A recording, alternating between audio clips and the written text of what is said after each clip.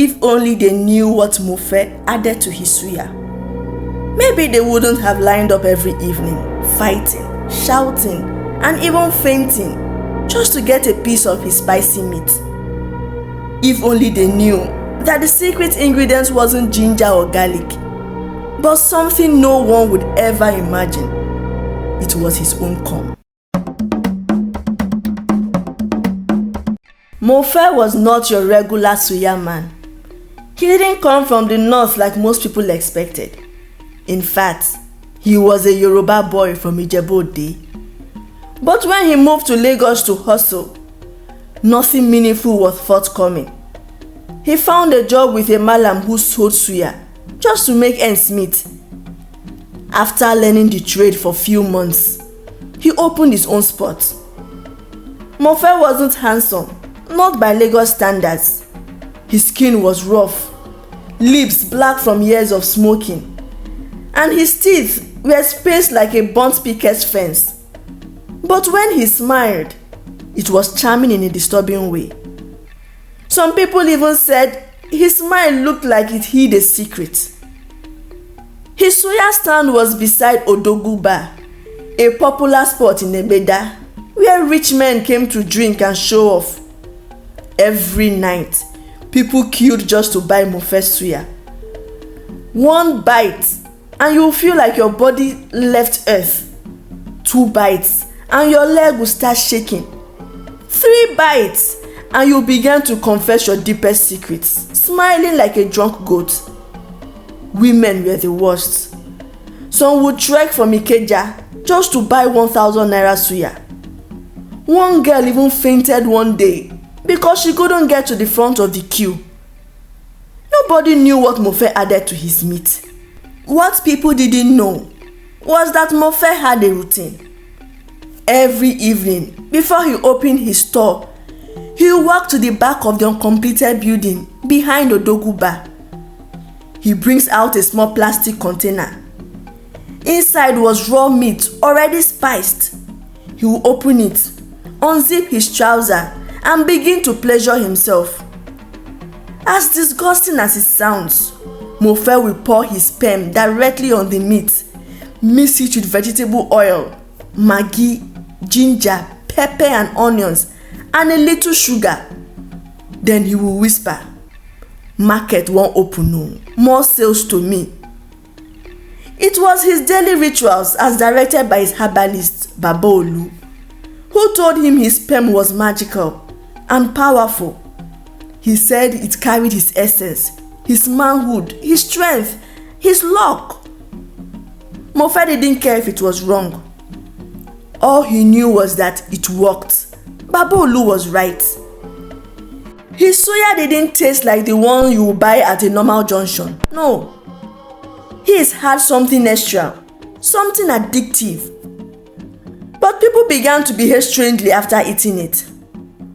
One married woman named Tolu came with her husband to buy suya. She took a bite and stared at Mofe like he was a god. That same night, she came back alone. Her wrapper was loosed. Her eyes were red. She stood at Mofe's store and whispered, "Mofe, I want your meat, the real one." Mofe smiled and took her to the back of the building. That was where it all started. More women came. Some were married. Some were church workers. Some were university students. All of them addicted, not just to the suya, but now to the man behind the suya. Of course, not everyone was blind. Some people started noticing strange things. One guy named Chuka, a barber who worked close by, told his friend, "Bro, this Mofe suya get juju. I chop am last night and I dream say I dey lick Mofe finger. Abeg, that thing no dey normal." But people laughed at him. Even when one girl ran mad after eating the suya and shouting, "His meat is inside me." But nobody connected it to Mofe. Instead, they said she smoked Colorado or even had malaria. One day, Nurse Nene, a nurse who just got transferred from Abuja to Lagos, moved into the area. It was a rented apartment behind Odogu's bar. Nurse Nene will always pass Mofe's suya spots on her way to work in the evening. When she sees the crowd, she will smile and say, "Why are these people addicted to his suya? But you know what? One day I will try it." It was 6 p.m. on a Tuesday evening. Nurse Nene was preparing for her night shift.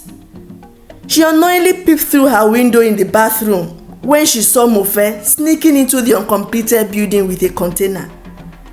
Her human instinct kicked in. What's the suya man doing inside this uncompleted building this evening? All these people have turned this building to their restroom. No wonder there is an offensive odor coming from there, she thought. Then she saw what he did. How he stood, opened the bucket of meat, and began to masturbate. She nearly screamed from her apartment. She immediately got her phone, recorded the whole thing. Her heart was beating like a generator. Nene was confused. Who would believe her? Mofe was a god in the area. His suya had made him popular. Landlords, Okada men, big girls, even police officers bought from him.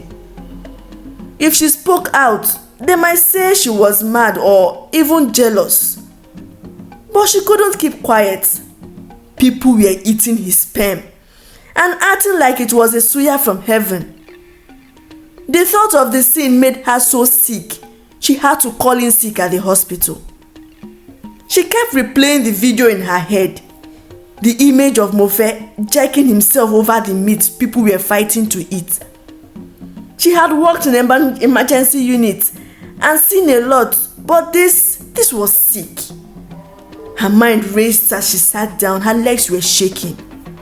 Should she post it online? Should she confront him? Should she go to the press? She finally called her friend Nurse Bimbo. "Bimbo, I'm not okay. Come to my house now, please." Bimbo rushed in that evening, panting. But Nene didn't say a word. She just handed Bimbo her phone. After watching the video, Bimbo held her head. Jesus wept.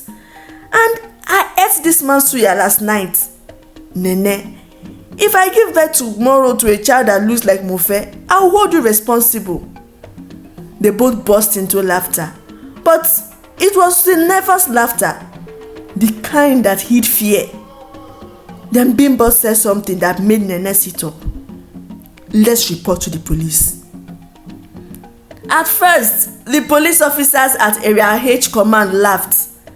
"Madam Nurse, you want to tell us that he pours his cum inside the suya? Are you sure you didn't watch a Nigerian movie?" Then Nene showed them the video. The room went quiet. One police officer blinked. Another one rubbed his head. The DPO stared at the screen like he saw his grandmother's ghost. Then he whispered, "Wait. You mean the suya that we all eat every night?" Nene nodded slowly. Then one officer screamed, "God don't punish that man today." They didn't waste time. They planned a silent raid that same evening. No siren, just officers on uniform, like regular officers who has come to buy suya. They knew if they didn't arrest him quietly, people would interfere. The time was 6:30 p.m. Mofe had already set up his stand. The smoke was dancing in the evening air. The peppery smell wrapped itself around everyone like perfume from heaven. The line had formed already. One woman said, "I swear, if I not chop this suya today, I go cry, oh." Then the police arrived. No noise. They walked straight to Mofe. The crowd parted. They were confused. One of the officers raised his hand. "Mofe, you are under arrest." The crowd was confused. "Arrest for what?" somebody shouted. "Did he steal? Did he fight?" Even Mofe was confused. He laughed. "Oga police, you sure say na me?" I be innocent suya man no. Then the police officer brought out a tablet and played the video. There was silence, then shock, then screaming.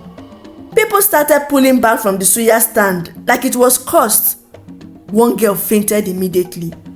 Another woman started vomiting. Then the chaos began. Someone shouted, "I ate sperm?" Ha! Another woman yelled, "My baby licks this man's suya for his itchy gum." But before the police could even say anything again, a slap landed on Mofe's face. Then another slap. Then a stone followed. Then a bottle. Someone screamed, "Bring tire." Another one ran to Mofe's stand and grabbed the keg of petrol he used to light fire. The fire he used to roast the evil meat became the same fire they used to roast him. Before the police could act, the crowd turned into a mob. They dragged Mofe, tied him and set him ablaze. As the fire raged, people stood in silence. Nobody cried. Nobody shouted again. Even the police didn't stop them. They just watched. Mofe screamed, but nobody helped him. His sins has found him.